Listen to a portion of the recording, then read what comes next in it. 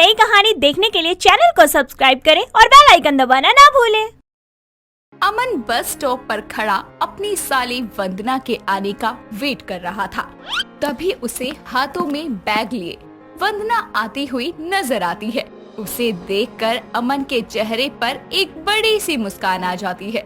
साथ ही अमन बोलता है, देखो जो प्यार से जलवे ये हुस्न यार के, लाया है कौन इन्हें फलक से उतार के। अरे वाह जीजू, मेरे इंतजार में आप शायर बन गए। अरे साली साहिबा पूछो मत कि क्या से क्या बन गए, इतनी देर क्यों लगा दी आने में। अरे जीजू वो क्या है ना कि बस रास्ते में खराब हो गई थी, जिस वजह से मैं लेट हो गई। अरे तो आप मुझे कॉल कर देती, मैं आ जाता लेने ना, अपना प्राइवेट जेट लेकर। क्या जीजू आप भी मजाक करते हो। चलो ना कुछ खाते हैं, बड़ी भूख लगी है। हाँ हाँ क्यों नहीं, चलो। इतना कहकर अमन वंदना को कार में बैठाता है, जिसके बाद दोनों बस स्टॉप के पास वाले एक रेस्टोरेंट में जाते हैं और खाने के लिए ऑर्डर करते हैं।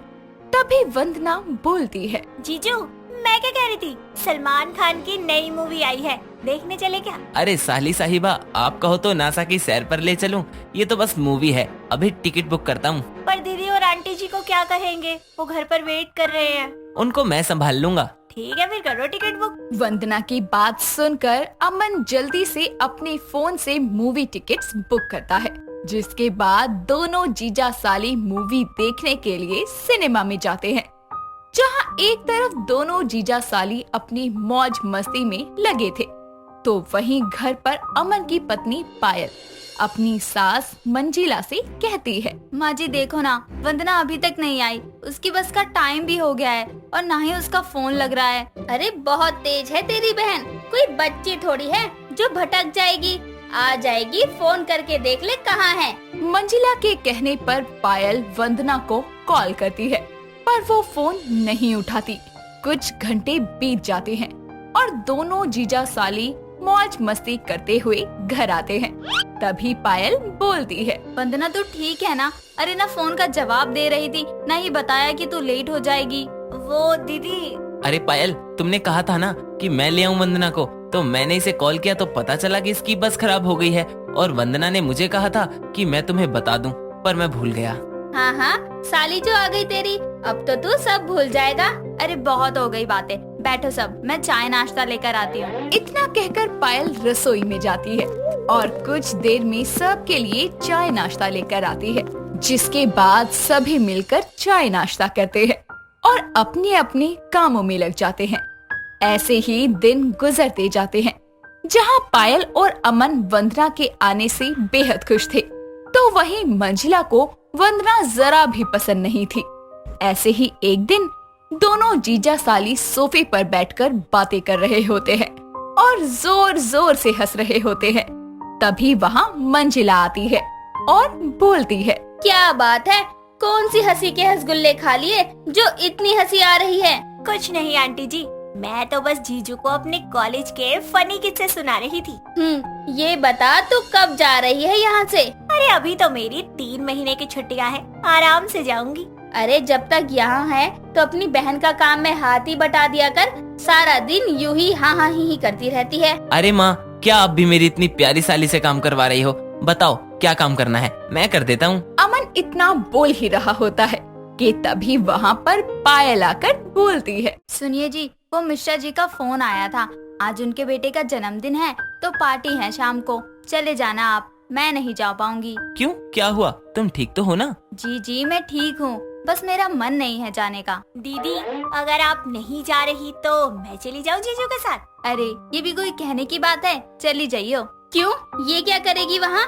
कहीं नहीं जाना, इसे घर पर रहने दे। अरे माँ कैसी बात करती हो, जाने दो मेरी साली साहिबा को मेरे साथ, 4 दिन मौज मस्ती कर लेंगे हम जीजा साली। मंजिला बुरा सा मुंह बनाकर वहाँ से चली जाती है और शाम को अमन के साथ पार्टी में जाने के लिए वंदना एक बहुत ही सुंदर शॉर्ट ड्रेस पहनकर रेडी होती है, जिसे देखकर मंजिला बोलती है, पायल तेरी बहन के पास कपड़े नहीं थे तो अपने दे देती, ये क्या बच्चों के कपड़े पहन कर जा रही है?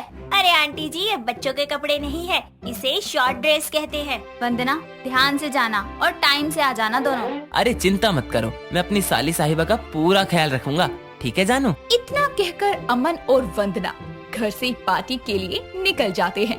तभी वंदना अमन से बोलती है। जीजू, पार्टी में जाना जरूरी है क्या? क्यों साली साहिबा, क्या हुआ? जीजू, मेरा मतलब है कि क्लब चलते हैं, बड़ा मन कर रहा है। अरे बस इतनी सी बात, चलो आपको क्लब ले चलते हैं। इतना कहकर अमन मिश्रा के घर ना जाकर वंदना को लेकर क्लब जाता है, जहां दोनों जीजा साली खूब मस्ती करते हैं और किसी को भी कानों कान खबर तक नहीं होने देते। ऐसे ही दिन बीतते जाते हैं।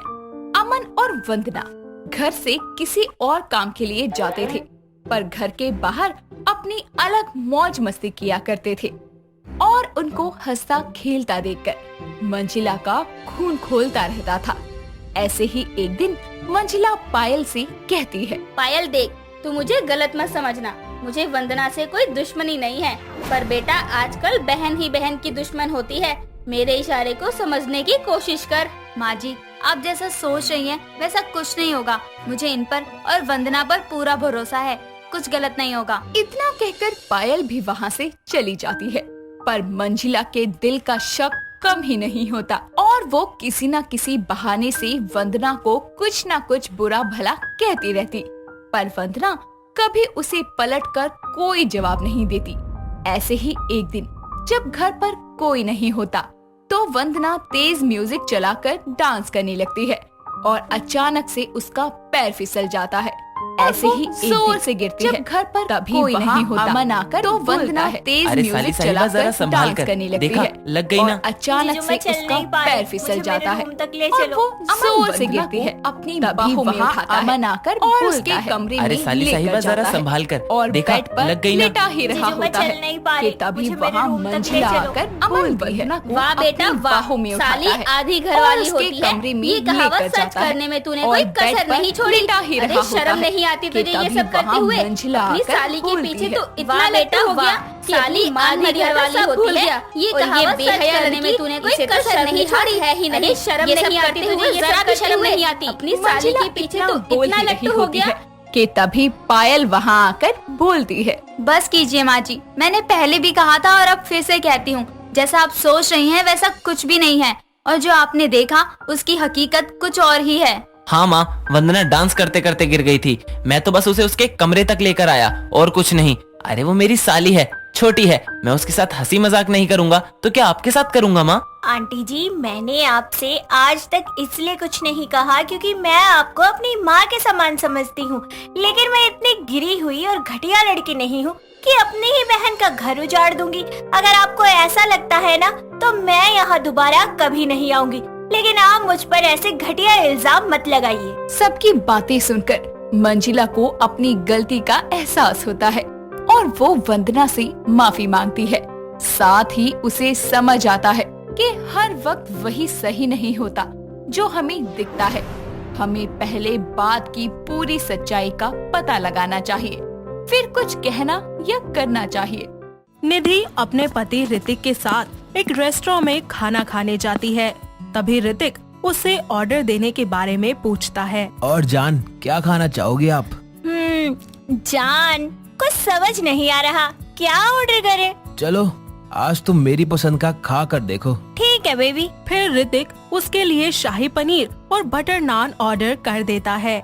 निधि को वो खाना इतना ज्यादा पसंद आता है कि वो उसके तारीफ में कसीदे पढ़ देती है।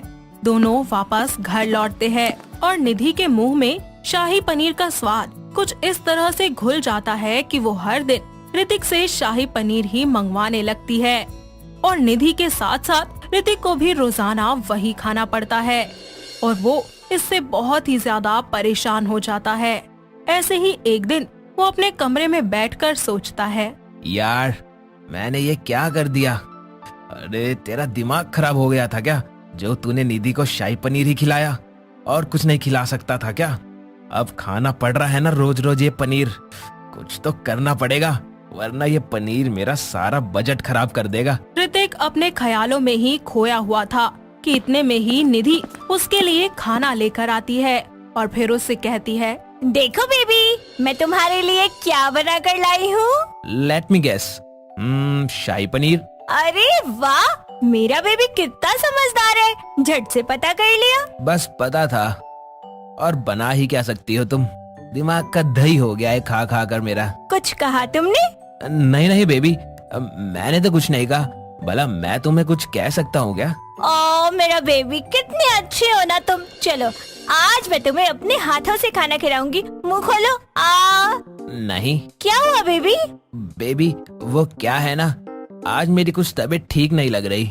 मैं आज नहीं खा पाऊंगा। वो मुझे वॉमिट जैसा फील हो रहा है। क्या है ना, पेट कुछ ठीक नहीं लग रहा है। बेबी बात क्या है, बताओ ना। अरे ऐसी भी कोई बड़ी बात नहीं है, बस थोड़ा सा दर्द है। तुम रख दो, मैं बाद में खा लूंगा। अभी दवाई खाई है मैंने। अरे कोई बात नहीं, एक बार मेरे हाथों से खाना खाकर तो देखो, तुम्हारे सारे दर्द गायब हो जाएंगे। इतना ड्रामा करने का क्या फायदा हुआ? खाना तो मुझे अब भी खाना पड़ रहा है। इसके बाद निधि ऋतिक को खुद अपने हाथों से शाही पनीर खिला देती है और वहाँ से चली जाती है। ऋतिक की हालत पनीर खाकर इतनी ज्यादा बुरी हो जाती है कि वो वॉशरूम में जाकर उल्टियाँ करने लगता है। ऐसे ही दिन बीतते रहते हैं और निधि कभी पनीर के पराठे तो कभी शाही पनीर, कभी पनीर दो प्याजा, कभी चिली पनीर, कभी कढ़ाई पनीर बनाती रहती थी, जिसे देख देख कर ऋतिक का मन बहुत ज्यादा खराब होता था और वो आए दिन खाना ना खाने के बहाने ढूंढा करता था और ज्यादातर बाहर का ही खाना खाने लगा था। तो वहीं निधि उसके रोज रोज खाना ना खाने की वजह से परेशान हो जाती है और एक शाम जब दोनों डिनर के लिए टेबल पर बैठे होते हैं कि तभी निधि उससे कहती है, ऋतिक क्या बात है, मैं बहुत दिनों से देख रही हूँ, तुम आजकल ठीक से खाना नहीं खाते हो। अरे बेबी मैं वजन कम कर रहा हूँ ना, थोड़ा मोटा हो गया हूँ इसलिए। तुम्हें देख कर तो नहीं लगता, पेट तो तुम्हारा ऐसे बढ़ रहा है जैसे कि तुम प्रेग्नेंट हो। अरे क्या मजाक कर रही हो? प्रेग्नेंट तो तुम हो सकती हो, मैं कैसे होऊंगा? चलो खाना खा लो जल्दी से, आज मैंने मटर पनीर बनाया है। ये पनीर तो मेरी जिंदगी में सौतन बनकर आया है। सपनों में भी पनीर ही दिखता है। ऊपर से ये पागल, समझ नहीं आता इसके माँ बाप ने इसे पैदा किया था या डाउनलोड। बेबी क्या हुआ, खाना अच्छा नहीं बना क्या? अरे मैं तो भूल ही गया, मुझे एक अर्जेंट कॉल करना था। तो तुम खाओ, मैं कॉल करके आता हूँ जल्दी से। इतना कहकर ऋतिक अपना फोन उठाकर वहाँ से चला जाता है और चुपके से घर से बाहर जाकर एक होटल में फास्ट फूड खाकर थोड़ी देर के बाद घर लौट आता है। तभी निधि उससे बोलती है, अरे आपने इतनी देर लगा दी, ऐसा कौन सा फोन था? अरे वो काम से रिलेटेड एक कॉन्फ्रेंस कॉल था, इसलिए टाइम लग गया। तुमने खाना तो खा लिया ना? और नहीं तो क्या, आपके इंतजार में भूखी बैठी रहती क्या? खा लिया मैंने खाना और आपके लिए रखा है, आप भी खा लेना। इसी तरह वक्त बीतता जाता है और निधि का शाही पनीर बनाना बंद नहीं होता और ऋतिक रोजाना बाहर से खाना खा खा कर बीमार होना शुरू हो जाता है और उसके पेट में दर्द रहने लगता है। ऐसे ही एक दिन उसे ऑफिस में कुछ अजीब सा महसूस होता है, जिसके कारण वो वापस घर लौट आता है। साथ ही उसके पेट का दर्द और भी ज्यादा बढ़ जाता है। निधि उसकी हालत देखकर उसे पुदीन हरा बनाकर देती है और ऋतिक अपने कमरे में चला जाता है। काफी देर होने के बाद निधि उसके कमरे में जाती है तो देखती है कि ऋतिक नीचे जमीन पर लेटा हुआ था। वो दौड़कर उसके पास जाती है और उसे उठाती है, साथ ही उससे पूछने की कोशिश करते हुए बोलती है, बेबी व्हाट हैपेंड? अरे मुझे अच्छी फीलिंग नहीं आ रही यार, कुछ तो गड़बड़ है। कुछ बताओ ना, कैसा फील हो रहा है तुम्हें? वो कहते कहते ऋतिक चुप हो जाता है और वहीं पर ही बेहोश होता है, जिसे देखकर निधि बहुत घबरा जाती है और उसे उठाने की बहुत कोशिश करती है, लेकिन वो नहीं उठता, जिसे देखकर वो काफी डर जाती है और फिर जल्दी से डॉक्टर को फोन करके घर बुला लेती है। ऋतिक का चेकअप करने के बाद डॉक्टर निधि से कहते हैं, देखिए आपके पति को फूड पॉइजनिंग हो गई है। Food poisoning? ये आप क्या कह रहे हैं? जी आपने ऐसा क्या खिलाया इन्हें? जी मैंने तो बस शाही पनीर ही खिलाया था। और आप इन्हें ये कब से खिला रही हैं? जी कुछ 1 महीने से। क्या 1 महीना हो गया और इन्होंने कुछ नहीं खाया इसके अलावा? नहीं डॉक्टर, बात ऐसी है कि मुझे पनीर खाना बहुत पसंद है, तो मैं रोज वही बना देती थी और ये भी चुपचाप खा लेते थे। देखिए आपको पनीर खाना पसंद है, पर इसका ये मतलब नहीं कि आप हर वक्त यही खाएं। आज आपकी वजह से आपके पति की ये हालत है, पनीर छोड़कर आप हल्का खाना खाएं और अपने पति को भी खिलाएं। जैसा डॉक्टर निधि को समझाते हैं वो बिल्कुल वैसा ही करती है। कुछ ही देर के बाद डॉक्टर वहाँ से चले जाते हैं और ऋतिक को भी होश आता है। साथ ही में निधि उसके लिए खाना लेकर आती है और कहती है, मुझे माफ कर दीजिए, मेरी वजह से आपको इतनी तकलीफ से गुजरना पड़ा। मैं ये भूल ही गई थी कि पनीर खाना अगर मुझे पसंद है तो आप कैसे डेली डेली उसे खा सकते हैं। नहीं नहीं निधि, सॉरी मत कहो। असल में गलती मेरी है। मैं पनीर ना खाने और तुम्हारा दिल ना दुखाने की वजह से डेली बाहर से खाना खाता रहा और जरूरत से ज्यादा फास्ट फूड खाने की वजह से मेरी ये हालत हो गई। गलती तुम्हारी नहीं बल्कि मेरी है। I am sorry too. चलिए कोई बात नहीं, अच्छा ही है ना कि हम दोनों को अपनी अपनी गलती का एहसास हो गया। बस अब चिंता मत कीजिए, जल्दी सब कुछ बहुत अच्छा होगा। जरूर, हम दोनों मिलकर करेंगे। चलिए अब अपना मुंह खोलिए, आज मैं आपको टेस्टी टेस्टी खाना खिलाने वाली हूँ। ठीक है बाबा, खिला दो। इस सब के बाद निधि कभी भी पनीर से जुड़ी कोई भी चीज ऋतिक को आम तौर पर नहीं खिलाया करती थी। सिर्फ और सिर्फ खास मौकों पर ही वो पनीर बनाया करती थी। इससे ऋतिक भी खुश रहता है और उसकी तबीयत भी नहीं बिगड़ती। साथ ही उनके बीच का प्यार और भी ज्यादा गहरा हो जाता है और दोनों पति पत्नी अपनी जिंदगी में खुशी खुशी रहने लगते हैं। दोस्तों, अगर आपको ये कहानी पसंद आई तो इसे लाइक करें, शेयर करें और कमेंट करके बताएं कि कहानी में आपको सबसे अच्छा क्या लगा।